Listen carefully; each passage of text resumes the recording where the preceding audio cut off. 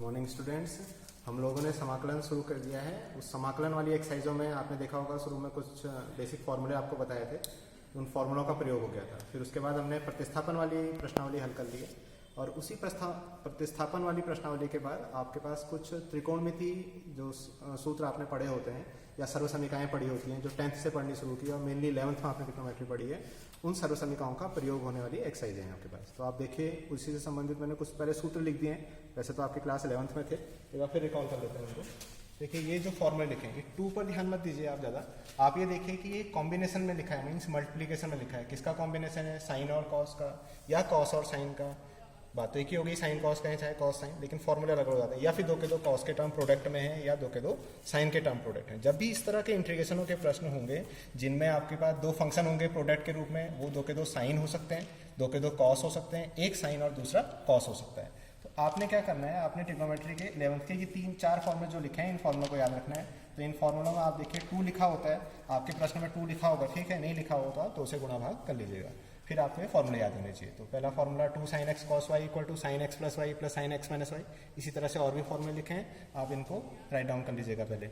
और ये तो हुआ एक कॉम्बिनेशन। फिर आपने कहा इस तरह के नहीं, अब एंगल्स जो हैं वो मल्टीपल के फॉर्म होंगे। x नहीं होगा, हमें cos x का इंटीग्रेशन आता है, sin x का इंटीग्रेशन आता है, लेकिन अब ऐसे ना होकर के वो 3x 2x वाले आपने पढ़े तो वो प्रतिस्थापन वाले में पढ़े।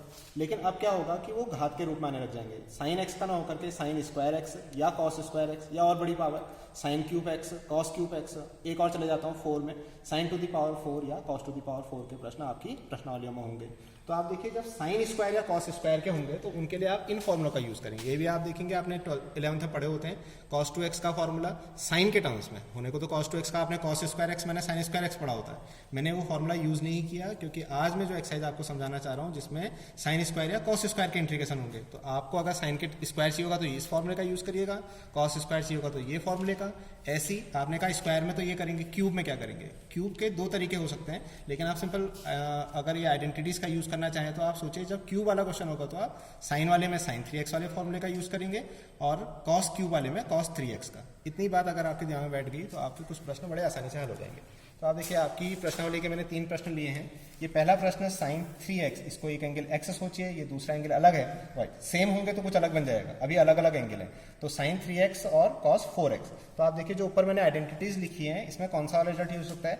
ये एक एंगल x समझिए और ये दूसरा एंगल y है, लेकिन साइन और कॉस का कॉम्बिनेशन मल्टीप्लाई में है तो फॉर्मूले में 2 चाहिए था, 2 है नहीं तो सोचिए कि 2 से डिवाइड और मल्टीप्लाई कर दिया, तो ये क्या बन गया 2 sin 3x cos 4x। फिर अपने जो ऊपर आइडेंटिटीज लिखी उनको आपने याद करना है और इस तरह से याद कर लिए जब भी साइन और कॉस का कॉम्बिनेशन होता है तो फॉर्मूला साइन का होता है। क्या कहा? साइन और कॉस का कॉम्बिनेशन होगा तो फॉर्मूला साइन का। कैसे? देखिए साइन लिखूंगा, दोनों एंगलों का सम, दोनों एंगलों का सम 3x और 4x का सम मैंने डायरेक्ट कर दिया 7x, फिर प्लस का फॉर्मूला और उसके बाद दूसरे रिजल्ट में साइन का फॉर्मूला है तो दूसरा भी साइन का आएगा, दोनों एंगलों का डिफरेंस है तो 3x माइनस 4x हल करेंगे तो कितना आएगा?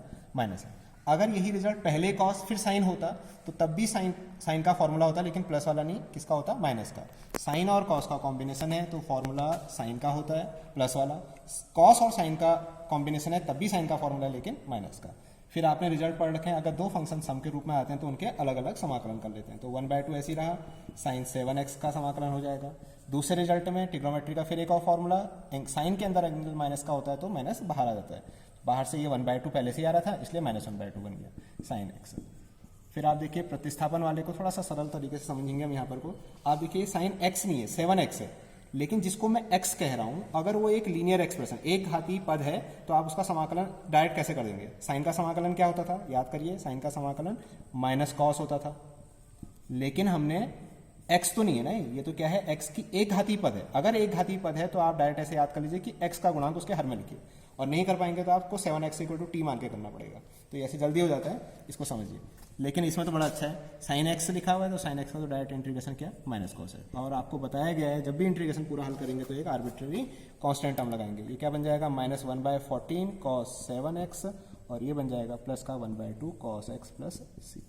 ठीक, तो इस तरह से और भी कोई 2 और फंक्शन आपके पास प्रोडक्ट में होंगे तो आप इसी तरह से हल करेंगे। अब इस प्रश्न में देखिए ये क्यूब लिखा हुआ है, तो आप देखिए जो ऊपर मैंने सूत्र लिखे हैं क्यूब वाला फॉर्मूला जिसमें लिखा हुआ है, तो मैं एक बार फॉर्मूला फिर लिख देता हूँ। तो वो क्यूब वाला फॉर्मूला साइन वाला है इसलिए sin 3x का फॉर्मूला।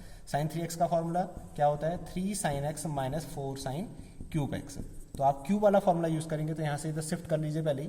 तो मैं इधर डायरेक्ट लिखूँ अगर 4 साइन क्यूब एक्स प्लस का हो गया, ये इधर जाएगा तो 3 sine X minus sine of 3x। आपको क्यूब की वैल्यू चाहिए तो आप 4 से डिवाइड कर लीजिए, तो साइन क्यूब एक्स की वैल्यू क्या आ जाएगी 3/4 sign X minus 1/4 of sine 3x। अब इसको मैं अपने क्वेश्चन में अप्लाई करता हूँ। तो इंटीग्रेशन मुझे साइन क्यूब एक्स का करना है। अब ये एक्स है सोचिए, तो साइन क्यूब एक्स की जगह कितना बन जा रहा है 3/4 साइन एक्स, एक्स कितना है हमारा 2x + 1 minus 1/4 sine of angle का ट्रिपल हो जा रहा है 3x हो जा रहा है, हमारा एंगल 2x + 1 है तो उसका ट्रिपल तिगुना करिए कितना बन जाएगा 6x + 3। ठीक, ये रिजल्ट हो गया सूत्र से, ये dx। फिर दो अलग अलग रिजल्ट सम के फॉर्म में आ गए हैं या डिफरेंस के फॉर्म में आ गए तो उसको आप अलग अलग कर लीजिए। एक हो गया 3/4 sign of 2x + 1 of dx और दूसरा रिजल्ट बन गया minus 1/4 integration of sine 6x + 3 dx। फिर से t मानने से अच्छा है कि आप डायरेक्ट समझिए, देखिए फिर से समझिए, इसको मैं x सोच सकता हूँ। x तब सोचने के लिए कह रहा हूँ जब ये कैसा होना चाहिए, एक घाती पद है ना, एक घाती पद, इसमें x की घात 1 है, ये अचर पद है तो ये एक घाती पद हुआ। जब भी जिसको आप x कह रहे हो और वो एक घाती पद है तो उसको बिना t माने आप समाकलन करके लिखना चाहें तो आप सोचिए साइन का समाकलन माइनस कॉस, और जिसको मैंने x कहा वो एक घाती पद था, उसमें एक घात का गुणांक 2 है, उसको डायरेक्ट हल कर लीजिए। नहीं आएगा तो आपको t मान के करना पड़ेगा और समय ज़्यादा लगेगा। माइनस 1/4, इसमें भी देखिए जिसको मैं x कह रहा हूँ वो भी एक घाती पद है तो साइन का समाकलन माइनस कॉस, एंगल जितना है 6x + 3 वैसे रहने दीजिए, और एक घाती पद में जो एक घात का गुणांक है वो हर में लिखने की आदत डालिए प्लस c। इसको हल करेंगे कितना बन जाएगा -3/8 कॉस ऑफ 2x + 1, और वाले रिजल्ट में ये माइनस है तो प्लस हो गया, और ये 1/24 कॉस ऑफ, आप चाहें तो इस रिजल्ट को 3 कॉमन लेके लिखना है, लिखिए ताकि 3 टाइम्स 2x + 1 बदले, और नहीं भी किया कोई फर्क नहीं पड़ना है उससे। तो आप समझ गए होंगे क्यूब का इंटीग्रेशन किस तरह सॉल्व करना है। इतना ट्रिग्नोमेट्री मैंने सॉल्व करके दोबारा दिखाई आपको। अब इसमें देखिए, अब इसमें आप कहेंगे इसमें तो दोनों क्यूब हैं, तो जल्दबाजी में आप क्या कर सकते हैं, आप इसमें भी साइन क्यूब लगा देंगे, इसमें कॉस क्यूब हो जाएगा, लेकिन बहुत लेंथी हो जाएगा। आप देखिए दोनों ही जब 3 घात वाले हैं तो अलग अलग क्यों लिखूँ मैं उसको एक साथ लिख देता हूँ, साइन एक्स कॉस एक्स की होल घात 3 कर दीजिए।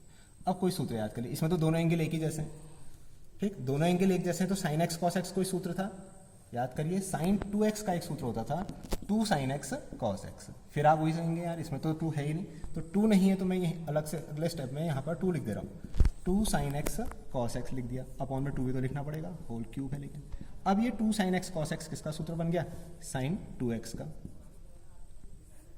का होल क्यूब लिख देता हूँ मैं इसको, और 2 का क्यूब करेंगे तो 8, और 8 कांस्टेंट है, मैं 1/8 बाहर चले गया और क्या बच गया साइन क्यूब 2x।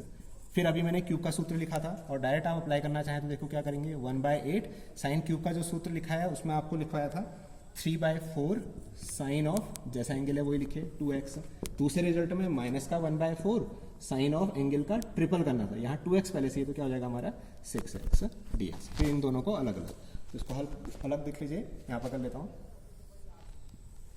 तो इसका समाकलन इसमें 2 पद बन गए, देखिए पहला क्या बन जाएगा 3 और 8 को 32 तो सीधे बाहर कांस्टेंट हो गया, आपको इंटीग्रेशन करना पड़ेगा किसका, साइन 2x का। और दूसरा जो पद बनेगा बाहर से 1/4 दोनों के साथ गुणा है तो ये बचेगा -1/32 हो जाएगा, और अंदर इंटीग्रेशन करना पड़ेगा किसका, साइन 6x का।